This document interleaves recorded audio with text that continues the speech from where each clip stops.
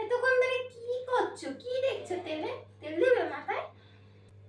আরে হ্যাঁ, কিন্তু আমি তেল দিতে পারি না বলেই মাথার চুল আর মানুষের সাথে সম্পর্ক কোনোটাই আমার ভালো থাকে না।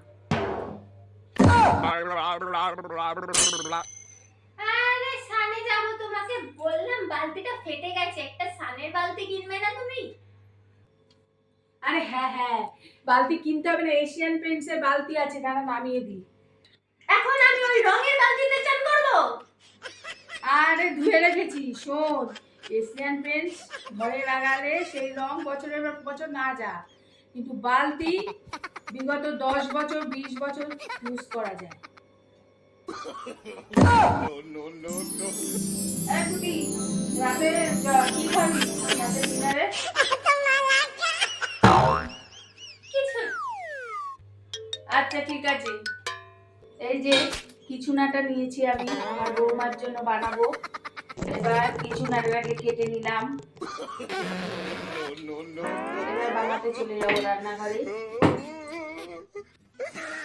এবার আমি একটা প্যান বসিয়ে দিয়েছি, এর মধ্যে কিছুনাটা দিয়ে দিলাম, দিয়ে হালকা করে নাড়াচাড়া করবে, গ্যাসটা লো ফ্লেমে রাখবে, একটু নাড়াচাড়া করবে, কোনো মশলা দিতে হয় না এতে, নাড়াচাড়া করবে, করে গ্যাসটা তো লো ফ্লেমে অফ করে দিয়ে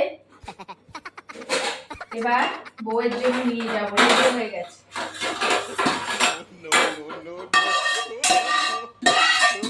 দিয়ে আসবো বৌমাকে কিছু না, রেসিপি দেখে নিলে তোমরা।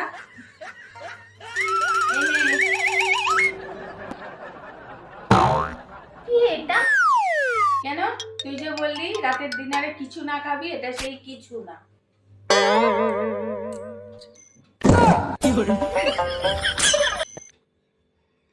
হেগো, কি বলো? বলবো? বলো বলো। বলো তো, ছেলেরা বিয়ের পর কি শেখে? কি আবার শিখবে? শেখে তার মা এটি একটি অতি জঘন্য মহিলা, তার বাবা অতি বাজে লোক একটি, যে জীবনে কিছুই করে রেখে যায়নি তাদের জন্য, তার বড় ভাই একটি অতি লোফার লম্পট ছেলে, তার ছোট ভাই হচ্ছে একদম মানে জঘন্য বেয়াদব একটি ছেলে, তার বোন তাদের সঙ্গে হিংসা করে, আর সর্বশেষ জানতে পারি যে তার স্বামীটি হচ্ছে আগে কিছুই জানতো না, একদম গাধা ছিল, এখন বিয়ের পরে সে মানুষ হয়ে উঠেছে। আরে ভাই বল বল, এবার পুজোয় তোর প্ল্যানটা কি? পুজোর প্ল্যান? পুজোর প্ল্যান হচ্ছে ভালো মন্দ খাবো, তারপরে এতেতে আনন্দ খুলে বসবো। হ্যাঁ? উত্তর থেকে দক্ষিণ, শুধু কলকাতা না, পশ্চিমবঙ্গ না, জেলার বাইরে খাওয়ার পরিকল্পনা করে দেবে।